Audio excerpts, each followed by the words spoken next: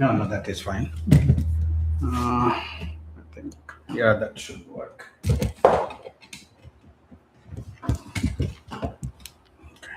Yeah, I think you can. Yeah. Yeah. Yeah. No, we'll cover him. Yeah. Yeah, he is good. Okay. Hi, everybody. Welcome aboard. This is our number 26 series of health and wellness presentation. And today we have a guest speaker who kindly obliged, Dr. Arun Chawla. He's a nephrologist at Seva Hospital. And also he has a private practice and advanced kidney care at the University of South Jersey. He's an excellent nephrologist who has several years of experience and has exceptionally good bedside manners. So if you ever need any nephrology need or your relatives or friends, you should be the go-to person.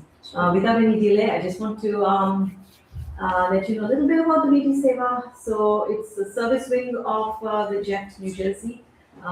It's called VT and Seva. We volunteer together for Seva. We've been doing healthy snack distribution of fresh fruits and nuts, and we've done it for over 50 weeks now to people who are less privileged, mentally disabled, who cannot afford.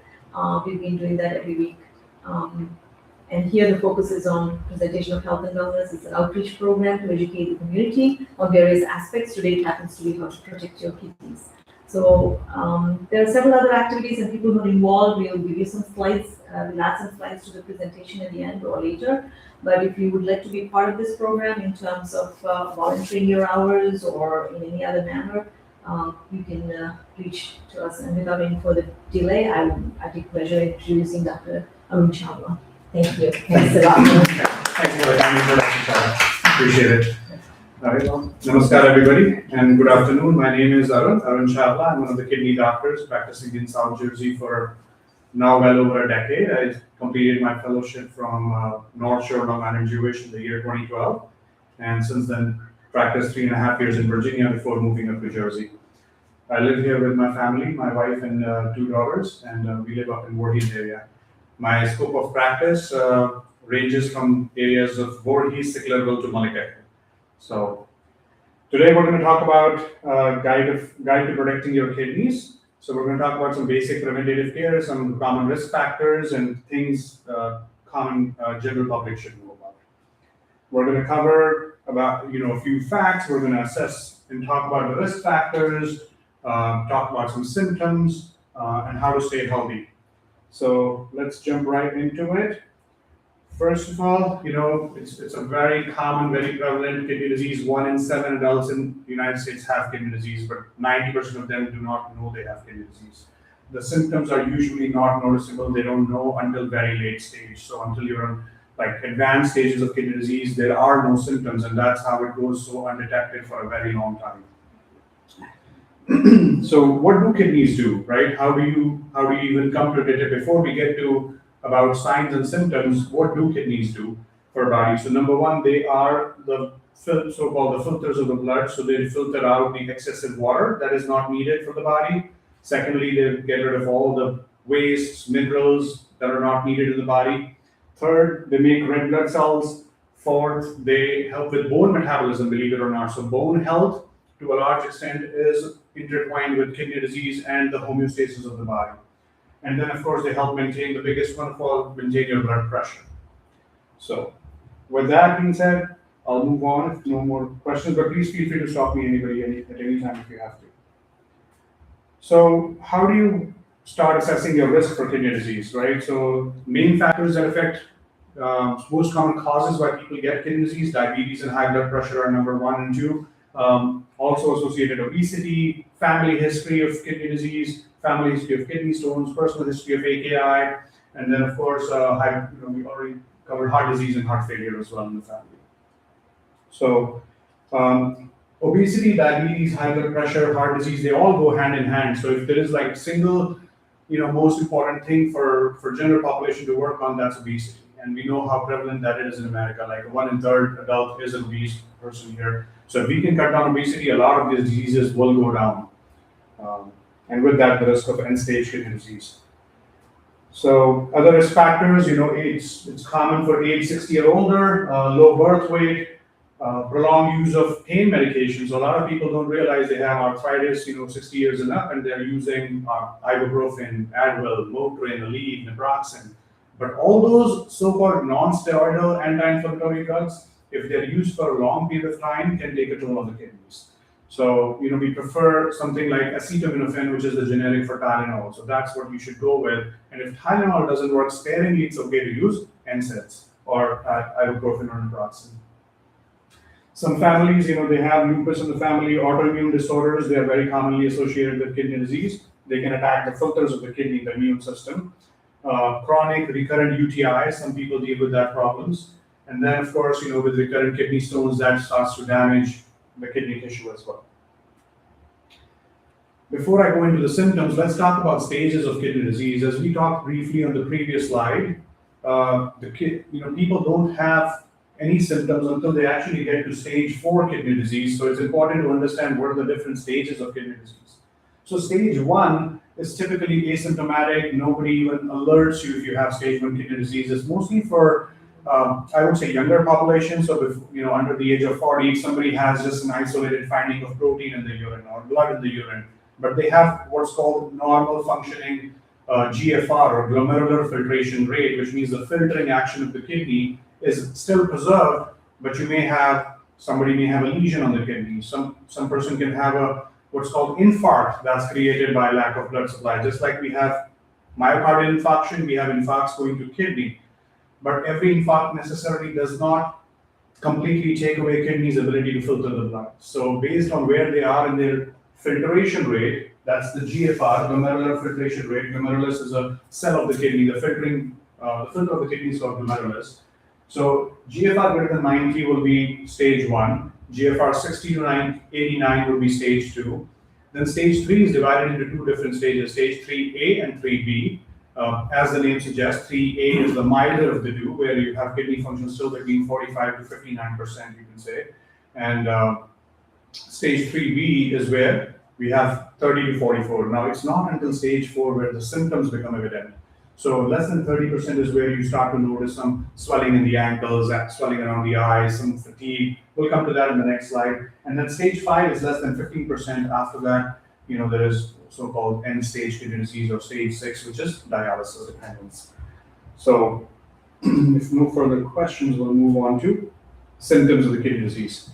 So symptoms are very vague and are not very specific to the kidney disease, right? So anybody can have fatigue and weakness, generalized tiredness, but there is a lot of other diseases that can do that. So we don't jump to the conclusion, but that just prompts us to start testing for kidney disease. So difficult, painful urination. Some people describe their urine looks like a beer or foam in the urine. Increased frequency of urination can be a sign of kidney disease. We talk about the puffy eyes, the swollen hands, feet, abdomen, and of course nausea, having less appetite. By the time we're talking about nausea and less appetite, you're typically advanced stage 4 with a filtration rate of less than 20. So just to give you a perspective, we are all born with a normal kidney function, right? Short of very few exceptions, and the normal kidney function is 125 milliliters per minute. That's how much blood is completely cleaned in one cycle by the kidney, which means every minute we process 125 milliliters between our 2 kidneys and we get rid of all those wastes. Does that make sense? So that's where those numbers come from. So what do? Well, if you have any of these symptoms, of course, needless to say, you should get tested, right? So number 1, first and foremost, most common, thing associated blood pressure. It's the second leading cause after diabetes these days for kidney disease. So, people would often ask, what's the good range for blood pressure? And while we have national guidelines, and I can tell you, right, we all want to be close to 120/80 or under 80 for the diastolic number, but it's a very individual thing, right? For some people, 120/80 may do the trick. For others, smaller, petite women especially, we want to be at 110/70. For some heavy-set people, older people, we can have even a 130/85. When we are touching 140, it's almost never normal, but there are some special situations where we also have to keep that blood pressure. So always discuss with your doctor what should be your whole blood pressure range. Then we check urine test, urine albumin to creatinine ratio, or urine protein is basically what we're measuring here. Protein in the urea, in the urine is actually can be one of the earliest signs of kidney disease. So when I was talking about stage 1, 2, or 3 kidney disease, this is where you get detected. So all those people who are doing their regular physicals, they should have a yearly urine test to make sure there is no protein in the urine. Then we talk about estimated GFR, which is the numbers we were going by to define the stages of kidney disease. And then, if the kidney disease is advanced, typically after where the stage 3 starts, then nephrologists will often recommend kidney ultrasound to make sure there is no anatomic abnormality, no kidney stone, no blockage, no lesion on the kidney, which is fixable, reversible, outside of the scope of medicine. So now we talk about prevention of kidney disease, and these are a few pointers, that everyone should try to adapt. Number one, of course, you have to exercise regularly. Needless to say, weight is the center of a lot of the kidney disease. So weight management, weight loss strategies, eating better, follow a balanced, more importantly, low salt diet. Salt is the enemy of your kidneys because it does create high blood pressure. It causes fluid retention in the body. So salt has to be minimized for better health of the kidney. If somebody's a smoker, they should definitely quit smoking. Drink only in moderation. By that we mean for a woman, no more than 2 ounces of liquor a day, or for a man, again, about 2 ounces of red wine or liquor a day at the most. So 2 hard drinks is the limit for every day. Stay hydrated, monitor cholesterol and sugar levels, and of course get your annual physical so your doctors can actually detect early if something's creeping up. It's important to know about your family medical history. If there's kidney disease, kidney stones in the family, very important. You should know about all those risk factors. And of course, if somebody is already aware of having blood pressure and diabetes, then please work on those with your internist. So let's talk about diet and kidney disease. Like we talked about the risk factors, the blood pressure, salt. What can you actually change if you've already identified so far that these are your risk factors? Here's what you can address to change about that. Right, so the diet restrictions should be based on the stage of chronic kidney disease. A few slides ago, we did stage 1 through 5, different stages. And people have a very, impulsive habit of when they know they have kidney disease, they start looking up diet, and Dr. Google gives them all sorts of things, right? But not everything on Google is applicable to all patients. It's very specific based on your reason for kidney disease and based on your stage of kidney disease. Salt restriction is a generalized thing that apply to anyone and everyone. But when you go to Google, they'll talk about potassium, phosphorus, protein restriction. All those are very specific and based on the filtration rate of the kidneys. So we talk about sodium. We should try to limit it less than 2,000 milligrams a day, right? So if you take it on a teaspoon, basically a 1 teaspoon, not very high heat, that's 2,000 milligrams a day. That's how you should distribute it throughout your day in all your meals. Right now, we typically do not make our meals, portion. We make it for the family, but you have to have that mental math as to how much I'm doing for the day for the family, and just kind of divide it. People who depend on when you go for your groceries, there's you should be in the habit of reading the grocery labels because that will tell you, how much sodium is in each of the can or whatever it is you buy, and then it's very important to do the math with the sample size. Right, so it may say 2 crackers have 200 milligrams. If that's how they're defining their sample size, by the time you have 4 crackers, that's 400 milligrams of sodium. So you always have to do that mental math. So please avoid processed food, canned foods, fast food, McDonald's, Wendy's, no disclosures there, and other salty snacks. Opt for fresh ingredients. Choose fresh and processed food over canned or frozen meals to minimize salt and preservative intake. Now, especially in America, a lot of people, they live alone and, they get by with what they can get by. A lot of them are not even in the capacity to make their own meals. And sometimes we compromise with what's called low sodium frozen meals. And there are brands like Healthy Choice or Right and Light Choice meals, which are low in sodium and acceptable limit to eat. Basically you have to look at, if you're doing a microwavable dinner, it should be less than 600 milligrams of sodium in that particular meal. Then you look, start reading labels, look for hidden sodium, phosphorus additives, and potassium, again, depending on the stage of kidney disease. Always cook fresh, try to use spices instead of salt. You can flavor your food with herbs, spices, lemon juice. Let's talk about diet with special focus to kidney stones, because this is what we see more common, right? A lot of people have kidney stone and they always want to know, everybody knows to drink water, but they don't know how much. So you have to drink enough. If somebody has kidney stones, they should drink enough water to make 2 liters of urine every day.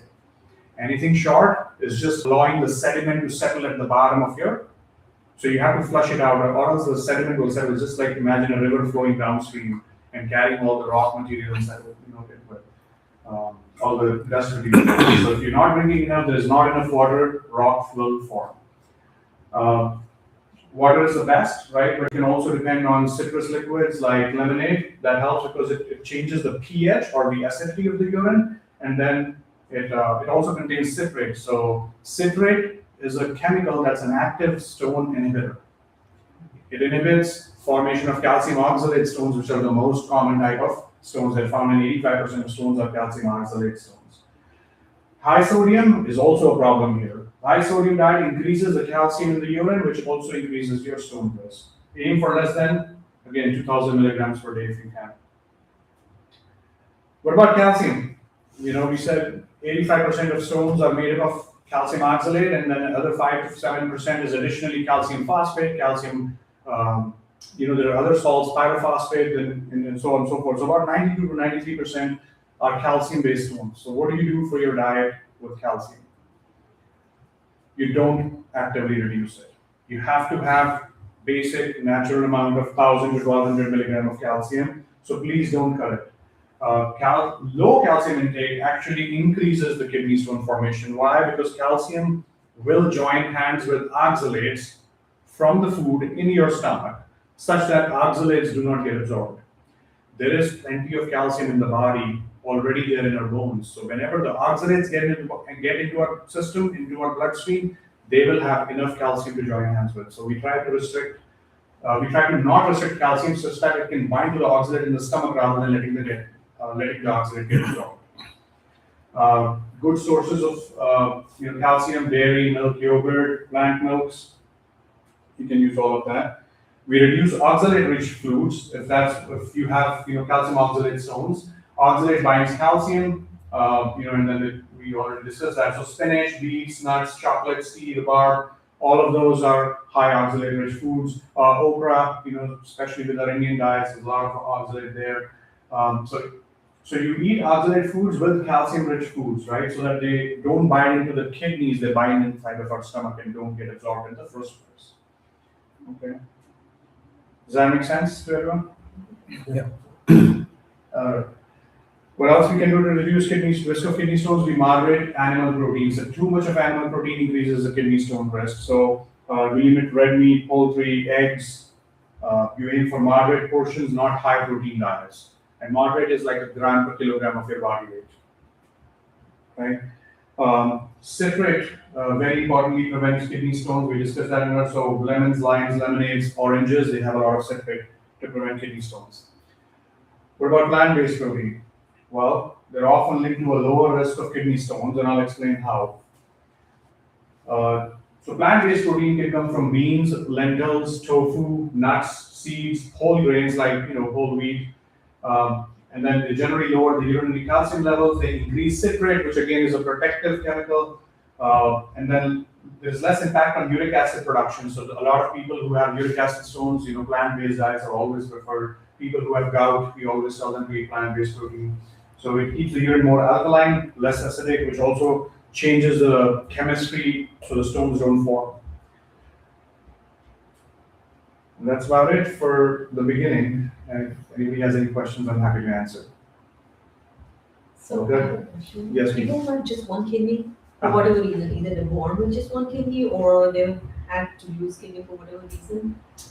Do they have to take extra precautions? So that is correct, right? People with one kidney, again, we will measure the GFR first, what's their filtration rate. So a lot of people can live with one kidney and completely normal and uneventful life. Right? They can have the exact same life longevity, and that's why we let people donate their kidneys. So one person born with a kidney or had to lose it somewhere will have absolutely same precautions, but again, the only thing is you're again very more cautious about salt with this person because you don't have those many filters left to support. There's a lot of science that goes behind it all. Each of the kidney has 1 million kidney cells, and now you only are left with 1 million in your body, except for 2 million. So I would say, like, other than salt restriction, I wouldn't worry about it. People can have just a normal life with 1 kidney. Even you mean protein also, they can have animal protein, They can have, again, moderate animal protein, 1 gram per kilogram, not exceeding to that. even with one kidney. Even with 1 kidney, sir. But you have to understand, like, when you have 1 kidney, you have fewer cells to share the burden. So, right, so I would err more on side of 0.8 gram per kilogram, just because every protein is being processed by the filtration rate. You have to look at their GFR. So if the GFR is about 60, they will process protein just fine. If the GFR was 30 with 1 kidney, that's a very different scenario we're talking about than a GFR which is near normal for 1 kidney. For Indian diets, so like it's very difficult to Include protein. No, not the protein part, but this total salt. Like it is very difficult to know whether it is 2000 milligrams. You're 100% right. Right. Yeah, it's very hard. So, when in advanced stages of kidney disease, when I see patients with less than stage 4, I tell them if it's tasting good, spit it out. You probably have too much salt, right? Oh. That's very simple. So you have to have food where it's not very Bland. appetizing. Bland. It should seem bland to you. Very because bland, there's yeah. salt as well from the foods. Yeah, So, right. yeah, but that's for advanced patients with kidney disease. For our day-to-day thing, right, you're monitoring that blood pressure level, you're keeping that weight in check, and you have to have balanced diet. If you're having a balanced diet, which we teach in our primary school, right, you have a portion of fruit, you have a portion of dairy, you have a portion of carbohydrates. If that's there, you're not crossing the limit, unless you have a person in the house who likes to hold a salt shaker and put extra salt. But try to cook it. Salt is an acquired taste, so we all get used to our taste of salt. What tastes good to me may be too much for you because it's an acquired taste. And as I've learned to acquire it, right, we learn to acquire it during our childhood, right? Whatever moms make, we like, right? So if somebody is already cooking with less salt, they will always like less salt. But the key is if somebody, whoever is eating more salt gets kidney disease, you can learn to forget that reward system that the salt is giving you. And you can use different herbs and spices. Black pepper is fine, paprika is fine. You can use lemon, garlic, all these other stuff to flavor your food, except for the sodium. How much water? Sorry, go ahead. It's okay. No, absolutely. Are stones only reason for kidney failure? No, diabetes, high blood pressure, top 2 reasons for kidney failure. Okay. And heart disease comes next, obesity. Stones are common. 1 in 5 people have kidney stones. Usually they don't cause kidney failure.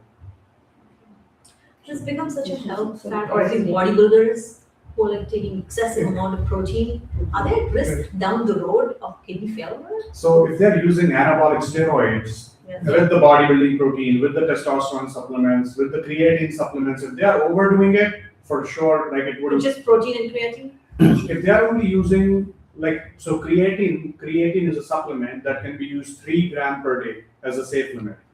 Protein, again, if they are bodybuilders, right, professionals, they will go to 2 grams per kilogram per day, right? That's usually not, the supplement is not which is nephrotoxic or causing kidney damage, but if they have kidney disease like from diabetes or heart disease, then they have to lower their protein limit. They cannot consume the same 2 grams per kilogram limit that they set for themselves. I've had so many bodybuilders who set 3 grams per kilogram, competing in competitions, and you actually have to negotiate with them. Okay, can you stop at 1.5 gram perhaps? Right? Basically, it's causing the excessive filtration of Basically, protein. you're overwhelming the kidneys. You're overwhelming the kidneys, the right way to Very say it, the because GFR, it will burn out. The tubules, the GFR, the glomeruli will burn out, causing FSGS as the end common pathway, but that's technical. Yeah. So typically the athletes or people who are outdoors more, they sweat more than they urinate, right? Mm-hmm. Is there going to be a long-term consequence if that continues? So how, well, our marathon runners, right? Very commonly we tell them to run around with some, or we have those stations to rehydration stations. So your question is if they're sweating more and not replenishing enough? Is that the question? No, let's say they're taking enough liquids, Okay. but more of that liquid is coming through their sweat as opposed to their urinating 2 liters, you said. Okay. If they're not as much, urinating as much, Okay. is that A in the problem. long term a problem for them? Long term, it's not a problem. So let's say somebody's having a busy summer running tracks and they are sweating more than the urine they're producing, Mhm. that's not a problem, right? Unless the urine's getting darker like tea or cola color, those are your signs of dehydration. That means that you need to hydrate more in yours. As long as your urine colors maintain yellow, yes, there's gonna be a day with a dark yellow spot or whatever it is. Um, Losing in sweat is not a problem, but the question is, what are you replenishing it with?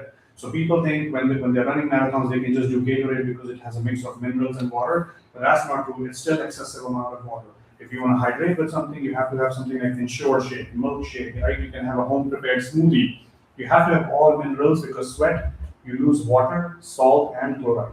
The biggest problem with marathon runners is they keep running, they keep drinking water, and they cause themselves to be hyponatremic, which means their sodium starts to drop, and then they eventually drop if the sodium goes too low. Okay. Interesting. So yeah, but it doesn't matter if out of the 2 liters, right, 2 liters is for kidney stones, but if let's say somebody makes a liter and a half of urine, and they had a busy running days, 3 days or a week, and they have a half a liter of, let's say, sweat volume and maybe 800 cc's of urine, that's just fine. Okay. No problem. How much water one should take in a day? That depends how much urine Your pass. how much food you're consuming, right? So it all has to be about balanced diet. It's not one size fits all, it doesn't work. So if you're eating more protein, you need more water. If you're eating less protein, a lot of our older folks, they just have tea and toast diet. What does that mean? They'll just do like a toast in the morning with tea, then they may skip a lunch sometimes, and then they get to a dinner plate, which they just have soup, right? So there's no real protein going in. If you're missing the protein, you cannot drink excessive amount of water. Our biggest myth is that people think they have kidney disease, they should drink a lot of water, and drinking gallons of water or liquids will fix it. It will make it worse. It has to be balanced with your solid food intake. So just like I said, in grade 2, grade 3, whatever that picture of the balanced meal is, that is how you should prepare your meal. So go ahead, Ria. So I know a lot of students, like college students, they have a hard time remembering to drink water. They might eat enough, but how does that affect our risk in terms of getting kidney disease or?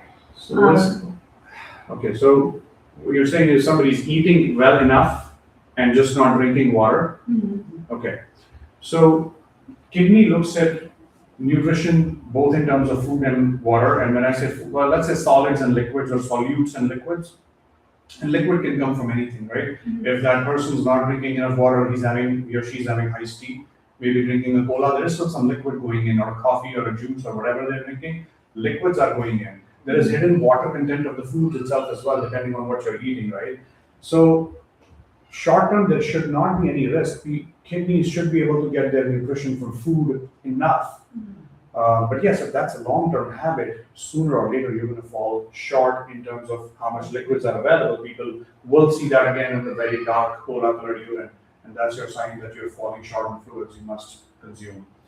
But yeah, nutrition comes both from food and water. So same for kids. Like I tell my hospitalized patients every day, don't just think you have to drink water. You have to eat. Nobody got better without eating. So if your nutrition is fine, you're picking up good amount of foods, it's less likely to get dehydrated. Tell me the impact of fasting, like Ekadashi or something, on the kidneys. Okay, so again, if we are only fasting once a month, twice a month, right, there is not cumulative effect. What harms is cumulative. I think all of you, whether you're talking about sweating, whether you're talking about the not regular eating, whether you're talking about how much water to drink, it's all cumulative over 2 to 3 days. Kidneys have enough reserves to work with for one day. So if you fast, it's totally fine and acceptable. Regularly, no. Regularly, you can do intermittent fasting, which is 16-hour fast a day, but then you consume all your meals within 8 hours of the same 8-hour window. So a lot of people, they eat between 10 a.m. to 6 p.m. and then no more. So from 6 p.m. to 10 a.m. they go without eating. They will still drink some water, maybe tea, cup of tea, which is fine. But regular, you can do intermittent fasting, but you can't have, it's like going on a hunger strike. You can't go on Not hunger strike. regularly. But you can fast every month, 1 day, 2 days if you want, Yeah, but no more than that. 1 day in a week.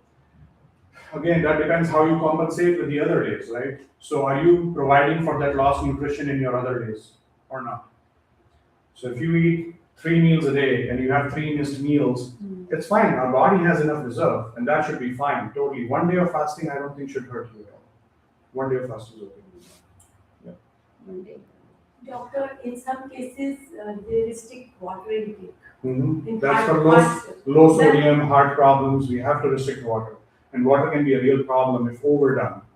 For people with low sodium in their blood, for people with heart disease, heart failure, you see them with having leg swelling. They cannot drink enough, like they cannot have more than a certain amount of water, and that certain amount limit depends on their body size. So, bigger person can have maybe 1.8 liters or 60 ounces of water. Smaller people, 1,500. There can be even weaker people, very, very sick people we see in the hospital. We have to restrict them to 1,200 cc's a day sometimes. So, yes, sir. And you mentioned about intermittent fasting, Yes, sir. right? So generally is intermittent fasting supposed to be good for the kidneys? Yeah. Now, I know We have never looked at the data. I have personally never looked at intermittent fasting, but I know it's generally good for weight loss Weight strategy, loss, yeah. which is good for the kidney. Diabetes as well. Diabetes as well, absolutely. Yeah, intermittent fasting is a good habit in terms of weight control and.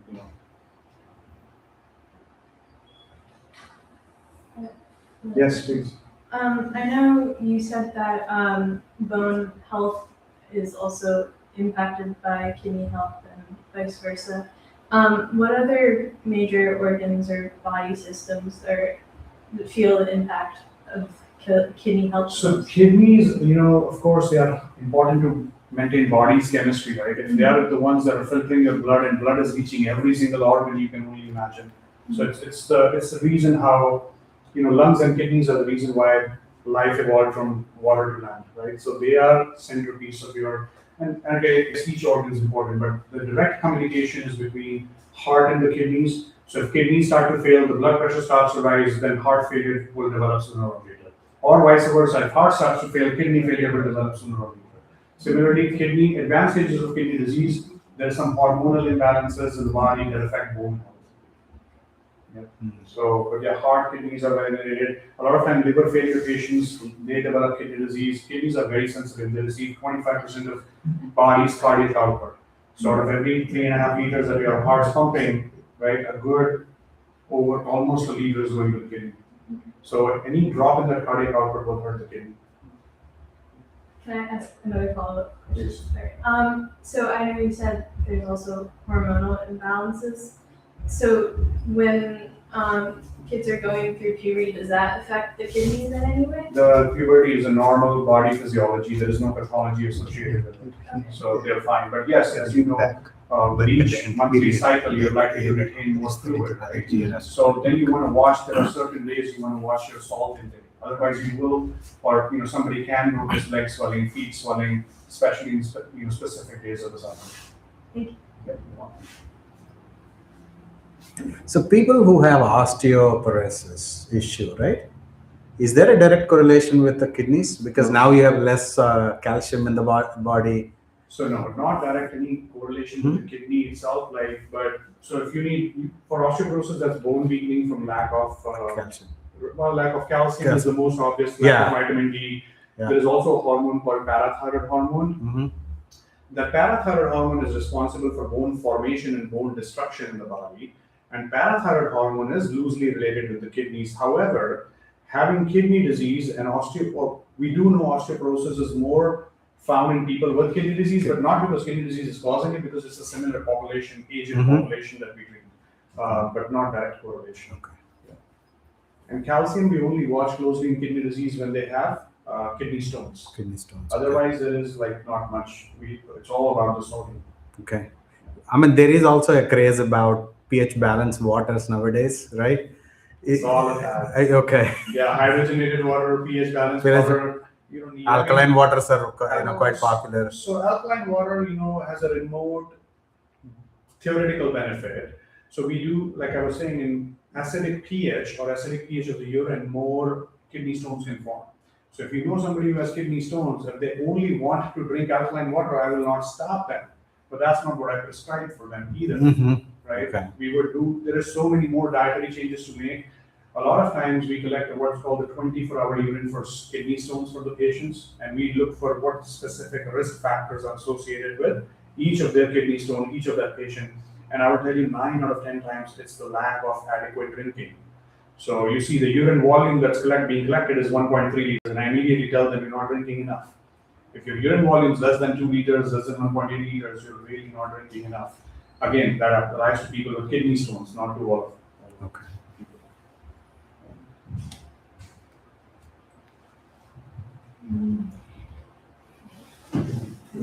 Okay. This is what we have. Yeah. Thank you. Thank you very much.